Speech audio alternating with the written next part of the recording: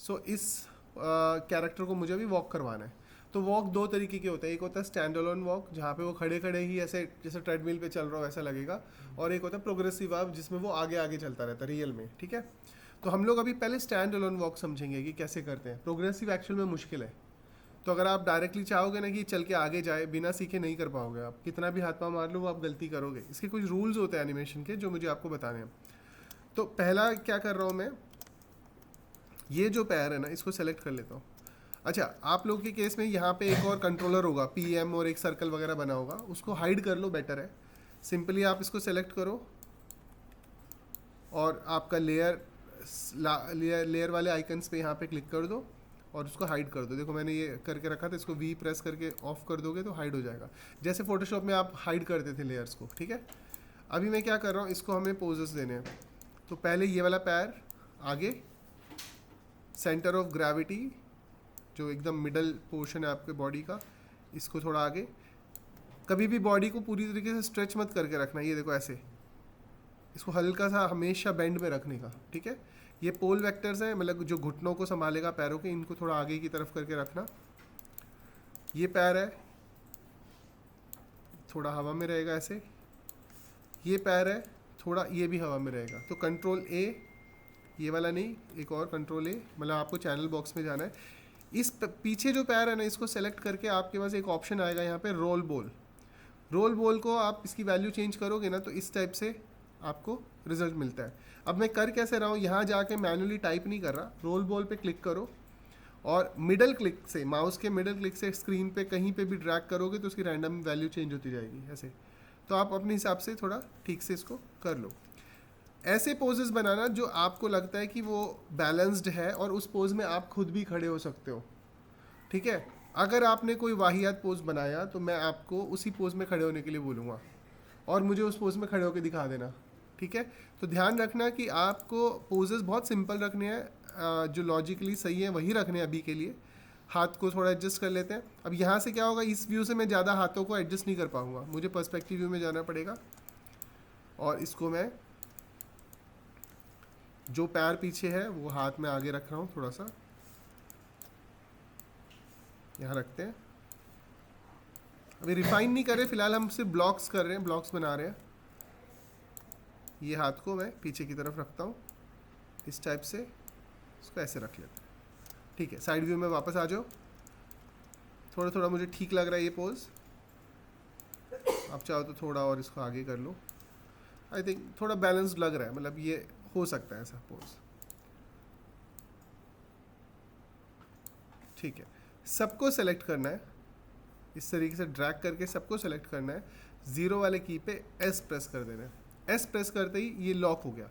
अब इस same pose को आपको राइट क्लिक करके कॉपी कर लेना है और 30th फ्रेम पर राइट क्लिक करके पेस्ट भी कर देना। पेस्ट और पेस्ट करने दोनों आएंगे, ये दोनों अलग अलग फंक्शन है दोनों का, हमें पेस्ट करना है खाली। यानी कि फर्स्ट फ्रेम और लास्ट फ्रेम सेम है। तो हम अब जाएंगे इसके मिडल वाले फ्रेम पे, लेट्स से 15 वाले पे। 15 वाले पे गए और 15 वाले पे हमें क्या करना है, इसको रिवर्स कर देना है। जो पैर पीछे है वो पैर आगे, जो पैर आगे है वो पीछे, हाथ का भी ऐसे रिवर्स कर देना है। तो जो पैर पीछे है पहले उसको हम आगे कर लेते हैं, या आप उल्टा भी कर सकते हो, आपको ये जैसा मतलब कोशिश करोगे लेकिन सेम सेम हो। तो मैं क्या कर रहा हूँ, इस पैर को सेलेक्ट किया। अब देखो इस वाले पैर पे हमने एक रोल बॉल दिया था, याद है, ये देखो -18.1। तो ये जब पीछे आएगा ना तो इसको भी रोल बॉल दे देना, -18 वगैरह आप दे सकते हो, ठीक है। तो इसको हम लोग आगे करेंगे, इस वाले को हम लोग पीछे करेंगे। इसका रोटेशन अभी हम फिलहाल 0 कर देंगे। यहाँ से देखो ये रहा रोटेशन, इसको 0 कर दो। कितना था, -18.1, तो 18.1 के आसपास मैंने रख दिया। इसको थोड़ा पीछे कर लेते हैं। इसमें से रोल बॉल हटा दो क्योंकि आगे रोल बॉल नहीं चाहिए। इसको हमने 0 कर दिया, थोड़ा सा ऊपर की तरफ को रोटेट कर दिया और थोड़ा आगे कर दिया। अब ये बराबर अपनी जगह पे है कि नहीं देखने के लिए आप इसको अच्छा बाद में मैंने ऑटो की ऑन करके रखा है, इसलिए मैं बार बार S नहीं प्रेस कर रहा हूँ, कीज़ लग जा रही हैं जैसे जैसे आप चेंज कर रहे हो। इसको आप थोड़ा मूव करके देखो कि 15 पे ये वाला पैर, पीछे से जो पैर आ गया है वो यहाँ पे है, और 0 पे ये पैर कहाँ था, ये देखो, ये इसका फर्स्ट पोजीशन था 0 पे, इसमें ये पैर यहाँ पे है। 15 में ये पैर थोड़ा सा ऊपर हो गया, थोड़ा इसको नीचे कर दो। अभी चेक करो, 0 15 बराबर लग रहा है। थोड़ा 19-20 हो सकता है क्योंकि ह्यूमन वॉक साइकिल है, आप थोड़ा 19-20 कर सकते हो उसमें, लेकिन क्योंकि हम प्रोग्रेसिव वॉक साइकिल नहीं बना रहे, अभी स्टैंड अलोन कर रहे हैं, तो बेटर होगा जितना परफेक्टली आप करो उतना अच्छा। तो अभी ये 0 पे यहाँ पे था, अब ये वाला पैर आगे आकर उसी जगह पे आके बैठ गया। पीछे वाले पैर का चेक कर लो, 0 पे ये पैर कहाँ था, यहाँ पे, ठीक है, और 15 पे ये पैर थोड़ा पीछे चला गया। इसको थोड़ा हम और आगे कर देते हैं, 0 15 थोड़ा और आगे, ये ग्रिड के हिसाब से देख लेना। आई थिंक अभी ये परफेक्ट हो गया। ऐसे ही हाथ का कर लेते हैं, 0 पे ये हाथ यहाँ पे है, 15 पे ये हाथ, सॉरी 15 पे ये हाथ यहाँ आ जाएगा। हाथ में उतना प्रॉब्लम नहीं आने वाला आपको, और ये जो हाथ था ये आपका पीछे चला जाएगा। यहाँ से इसको रोटेट करके हम पोजीशन थोड़ा सा ऐसे कर लेते हैं। चेक करो, 1 15, ये पहले वाला तो ठीक है, पीछे वाला हाथ देखो, 0 पे यहाँ था, 15 पे थोड़ा आगे हो गया, तो इसको आप थोड़ा सा ऐसे कर दो, बस इतना बस हो गया, परफेक्ट। अब 15 पे जाइए, सबको सेलेक्ट कर लो। अभी तक हमने सिर्फ हाथ और पैर को ही छेड़ा था, इसलिए हाथ और पैर पे की लगे होंगे हमें, लेकिन सबको सेलेक्ट करना है। 15 पे एस प्रेस कर दो ताकि वो लॉक हो जाए। अब देखो इसका रिजल्ट क्या आता है, तो 1 15 एंड 30। मैं इसको प्ले करता हूँ। इतना फास्ट क्यों होता है, क्योंकि ये रियल टाइम प्ले नहीं दिखा रहा। राइट क्लिक करके हम लोग अगर प्लेबैक स्पीड रियल टाइम कर देंगे ना, इस पर राइट क्लिक यहाँ करना है, टाइम लाइन पे right click, playback speed real time play करो। अब ये कुछ ऐसे जा रहा है, बहुत ही रोबोटिक वे में जा रहा है, लेकिन एक स्टेप है ये, हम स्टेप बाय स्टेप इसको डेवलप करेंगे। अब दूसरा केस, अब क्या आपको समझ में आ रहा है कि ये ओके ऐसे ऐसा हो रहा है, कुछ तो जा रहा है रोबोटिक वे में, एनिमेट कर रहा है। अब हम इसके नेक्स्ट स्टेप पे जाते हैं। नेक्स्ट स्टेप क्या होएगा, ये जो पीछे से पैर आगे की तरफ आ रहा है और ये क्रॉस कर रहा है, इस पोज को बोलते हैं पासिंग पोजीशन। जब एक पैर दूसरे पैर को पास करता है, दैट इज पासिंग पोजीशन, ठीक है। तो जब पासिंग पोजीशन होता है, यानी कि 0 से 15 के बीच, लगभग 7 या 8 पे कहीं पे रख दो, मैं 7 पे रख देता हूँ, जो पैर पीछे से आगे आ रहा है वो ऊपर उठ जाएगा। तो मैं इसको ऊपर उठा देता हूँ, ठीक है। अब जब ऊपर उठाया, इस पैर को, ये पीछे से आ रहा है ना, यहाँ पे हमने क्या दिया था, रोल बॉल, तो ये रोल बॉल आगे भी रहेगा, हमने हटाया तो नहीं है उसको। तो कंट्रोल ए करके पहले इसका रोल बॉल 0 कर दो, हमें नहीं चाहिए उसको वहाँ पे कोई भी रोल बॉल। ये हो गया सीधा, देखो पहले ऐसे था, ऐसे था ये, मेरे को इसको कर देना है 0, सीधा हो गया। प्लस पैर कभी भी इस तरीके से नहीं उठेगा, ऐसे हम इतना मोड़ ही नहीं कर सकते, देखो टूट गया उसका पैर, ठीक है। तो हम क्या करेंगे, 7 में जाकर ना इसको थोड़ा नीचे की तरफ को बेंड करेंगे, ऐसे उठ सकता है पैर, ये देखो, देखो कितना सही से जा रहा है, ठीक है। अब हम ये सेम चीज़ दूसरे पैर पे करेंगे। आप आ जाओ इधर 15 पे, 15 से लेके कहाँ तक, 30 तक है, तो लगभग 23 या 22, मिड पॉइंट कहाँ आएगा 15 से 30 के बीच, 7 था तो 22 कर लेते हैं, 21 पे आता है वैसे तो, 22 रख लेता हूँ मैं। 22 पे जो पैर पीछे से आगे आ रहा है ये वाला, उसको भी हम लोग ऊपर उठा देंगे, ठीक है। और उसको हम रोल बॉल बंद कर देंगे 0, और इसका रोटेशन जो है नीचे की तरफ को कर देंगे। एक बार ये चेक कर लो कि कितना ऊपर उठाना है, थोड़ा सा और ऊपर जाएगा ये, बस। ये तो हो गया जो पैर पीछे से आ रहे थे उनके लिए। अब जो पैर आगे है, जो पैर आगे है, 0 से स्टार्ट करते हैं, वो जब पीछे जाएंगे, देखो वो हवा में उठ रहा है, देखो हवा में चला गया ना। बेस तो ये वाली लाइन थी, ये जो लाइन है ये बेस लाइन है, ये देखो पैर अभी बराबर है। जैसे ही हमने इसको पीछे किया 7 पे, वो पैर हवा में उठ गया। इसका मतलब क्या हुआ, आप इसे सिलेक्ट करो, इसका जो रोल बॉल है 0 कर दो, रोटेशन जो है 0 कर दो, और ये परफेक्टली ज़मीन पे आ जाएगा।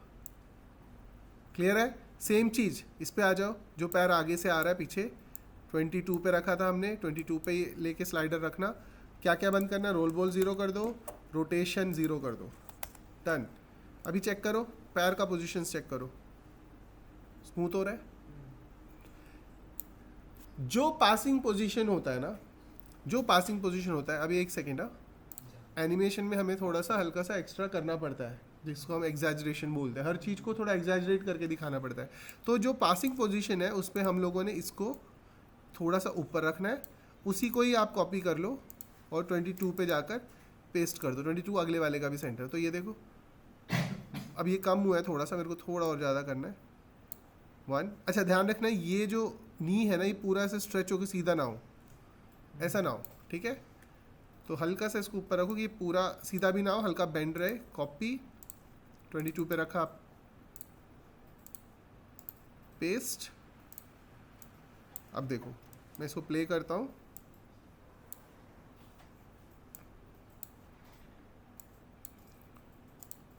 ये देखिए समझ में आ रहा है। अब थोड़ा सा और आगे देख लेते हैं। थोड़ा सा आगे ये बताना है मुझे आपको कि ये जो पोजीशन है जब ये ऊपर और नीचे हो रहा है, क्योंकि हम साइड व्यू से देख रहे हैं तो इसका लेफ्ट और राइट नहीं दिखेगा अपने को, क्योंकि हम साइड व्यू से देख रहे हैं। आप इसे पर्सपेक्टिव से देखोगे तब पता चलेगा कि क्या सही हो रहा है क्या गलत हो रहा है। मैं चाहता हूँ कि अब जब ये चल रहा है, इसके एक तो बाजू देखो बहुत बाहर है, यानी कि ये जो इसके पोल वेक्टर्स है ना, इसको आप थोड़ा सा अंदर कर दो, इसको थोड़ा सा अंदर कर दो। अभी ये थोड़ा सा, अच्छा इनमें कीज़ लगे हुए हैं तो इनके कीज़ को भी डिलीट कर देता हूँ। मतलब ये वाले कुछ चाहिए नहीं मुझे, मैं चाहता हूँ बस उसके अंदर ही रहे हाथ। ये देखो ये हो गए, अभी ठीक हो गया। अब एक और चीज़ होती है, जब ये चलेगा ना तो आप इसके हेड का मूवमेंट देखो, क्योंकि हेड ऐसे पतले से एक उसमें टंगा हुआ है गर्दन में, तो जब बॉडी ऊपर की तरफ जाएगी हेड नीचे की तरफ आएगा। इसको बोलते हैं प्रिंसिपल ऑफ फॉलो थ्रू, जैसे पूंछ होती है। अब फॉलो थ्रू का मतलब हमेशा ये नहीं कि स्क्विरल की पूंछ ही आप करते रहो, ये सब चीज़ों में भी फॉलो थ्रू ही होता है। हाथ का मूवमेंट भी फॉलो थ्रू होता है, बॉडी जा रही है हाथ उस बाद में आ रहा है तो वो फॉलो थ्रू में आता है। तो अभी क्या हुआ, ये ऊपर गया हेड नीचे आया, इतना नीचे नहीं करना, थोड़ा सा नीचे कर देते हैं। इसी को ही कॉपी करके 20 सेकेंड में पेस्ट कर दो। अभी देखो थोड़ा ज़्यादा करना है, थोड़ा सा और ज़्यादा कर लेते हैं। इसी को मैं कॉपी करके 20 सेकेंड में पेस्ट कर दे रहा हूँ। ये देखिए दिख रहा है हेड का मूवमेंट। अगर आप पर्सपेक्टिव में जाके देखोगे, ये देखिए अब बॉडी क्योंकि लेफ्ट और राइट भी निकल रहा है, जैसे हाथ आगे की तरफ आएगा तो ऑब्वियसली उसके शोल्डर्स भी उसी हिसाब से थोड़े से आगे को आएंगे, बॉडी थोड़ी सी ऐसे मुड़ेगी। मतलब ये जो पार्ट है, ये हाथ अगर आगे आ रहा है तो थोड़ा सा मेरा हाथ ऐसे जाएगा तो मेरी बॉडी और पूरा पार्ट मुड़ेगा ना आगे को। तो मैंने इसको हल्का सा रोटेशन यहाँ दे दिया, इसी को 30 में पेस्ट कर दिया और इसका उल्टा वाला पार्ट 15 पे कर दिया।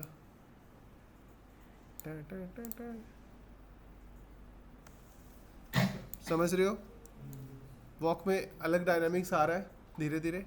अब ये वॉक अगर आप करने बैठोगे तो ऑब्वियसली इसमें बहुत टाइम लगेगा, क्योंकि अगर बिना सिस्टमेटिक तरीके से करोगे तो वो परफेक्ट वॉक नहीं हो पाएगा। ठीक है, अब हम लोग क्या करने वाले हैं, इसको और थोड़ा सा रिफाइन करने वाले हैं। तो इसको एक बार फिर से चेक करते हैं साइड व्यू से। अगर आप ध्यान से देखो ना, ये थोड़ा स्टिफ वॉक कर रहा है, मतलब स्मूथली वॉक नहीं कर रहा, ऐसा लग रहा है एक जगह जाकर रुक रहा है। हाँ, एक जगह जाके रुक रहा है और फिर कुछ हो रहा है, ऐसा कुछ फील हो रहा है। तो इसको ठीक करने के लिए हम लोग यूज़ करते हैं ग्राफ एडिटर को। ग्राफ एडिटर एक ऐसा स्ट्रॉन्ग और पावरफुल टूल है जिसके नॉलेज के बिना आप एक अच्छा एनिमेशन बना ही नहीं पाओगे, चाहे वो एक छोटा सा बॉक्स क्यों ना हो, चाहे एक पूरा ड्रैगन क्यों ना हो। ग्राफ एडिटर पे आपको पकड़ बनानी पड़ेगी और उसके लिए आपको मेहनत करना पड़ेगा, टाइम लगाना पड़ेगा और समझना पड़ेगा कि हर ग्राफ क्या करता है। जैसे ये पैर को मैंने सेलेक्ट किया, आपका काम होता है एज एन एनिमेटर इन सभी जो एनिमेशंस आपने बनाए उसकी स्मूथनेस को चेक करना, और उसको आप कर सकते हो Windows, animation editor, graph editor. अब ये ग्राफ एडिटर आपको क्या दिखाता है, एक्स एक्सिस की वैल्यू दिखाएगा, वाई एक्सिस ऊपर और नीचे का वैल्यू दिखाएगा, जेड एक्सिस यानी कि आगे से पीछे या पीछे से आगे की तरफ का जो मूवमेंट है वो दिखाएगा, रोटेशन दिखाएगा कि रोटेशन कैसा हो रहा है। अब ये जो कर्व है ना, ये बेसिकली इस पैर का रोटेशन दिखा रहा है। अब ध्यान से देखो इसको, ये इस तरीके से आया, यहाँ पे कोई रोटेशन नहीं हो रहा था पैर का, यहाँ पे रोटेशन हुआ, रोटेशन नॉर्मल हुआ और फिर फ्लैट होता जा रहा है वापस से। तो ये ठीक है एकदम, रोटेशन वाई कुछ नहीं है, रोटेशन जेड कुछ नहीं है। तो इसी तरीके से आपको ये सारे एक्सिस चेक करने, कहीं पे अगर आपको गड़बड़ दिखे, अभी जैसे मैं ये पेल्विस वाला कंट्रोलर, COG वाला जो कंट्रोलर है वो सेलेक्ट करता हूँ, देखिए एकदम परफेक्ट है। अगर आपको ग्राफ में कभी भी 19-20 ऐसा कुछ दिखेगा ना तो मतलब कुछ गड़बड़ है, ठीक है, या फिर वो अलाइंड नहीं है प्रॉपर, ऐसा टेढ़ा मेढ़ा है, तो आप एक बार चेक कर लेना बराबर है। इस केस में ये बिल्कुल बराबर है। और ये बराबर क्यों हुआ, क्योंकि हमने हर चीज़ प्रॉपर टेक्निकली सही करते हुए गए थे। अगर कुछ 19-20 होगा ना, यहाँ पे ग्राफ में दिख जाएगा आपको गड़बड़। ये सही है बिल्कुल, सारे ग्राफ्स को एक साथ में सेलेक्ट करना, नहीं तो पूरा जाल बन जाएगा। ये देखो ऐसे, आई थिंक अगर हम सब भी देखेंगे ना, यहाँ पे कुछ ऐसा अलग सा कुछ दिख नहीं रहा कि कुछ आउट ऑफ द ट्रैजेक्टरी कुछ जाता हुआ दिख रहा हो। हेड का देख लो एक बार, हेड भी परफेक्ट है। देखो ये रोटेट हुआ, वापस सीधा हुआ, रोटेट हुआ, वापस सीधा हुआ। ठीक है, यही है, डन। आई थिंक इसके एक्सेस सारे सही हैं। जब आप प्ले ब्लास्ट करोगे ना तो याद रखना लास्ट का जो फ्रेम है 30th फ्रेम उसको स्किप कर देना, क्योंकि 30 और 0 सेम है। तो मान लो 0 से वो शुरू हुआ, प्ले होते होते होते होते 29 तक गया, फिर 30 पे गया। आपके प्ले ब्लास्ट में क्या होगा, 0 से शुरू होगा 30 तक जाएगा, फिर 0 से शुरू होगा 30 तक जाएगा। तो 30 और 0 सेम है, तो एक फ्रेम का वहाँ पे लैग आएगा। इसलिए हमेशा प्ले ब्लास्ट 29 फ्रेम तक रखना, 29, ताकि 29 के बाद फिर से 30 वो 0 सेम हो जाए। तो वो एक फ्रेम का जो लैग आ रहा है ना वो थोड़ा सा ठीक हो जाएगा आपका। अब इसमें हमने फॉलो थ्रू वगैरह यूज़ नहीं किया, अब ये हाथ वगैरह पे पूरा फॉलो थ्रू होगा। पहले आपको इतना सब प्रैक्टिस करना है, उसके बाद हम लोग नेक्स्ट उसमें इसका फाइन ट्यूनिंग और करेंगे।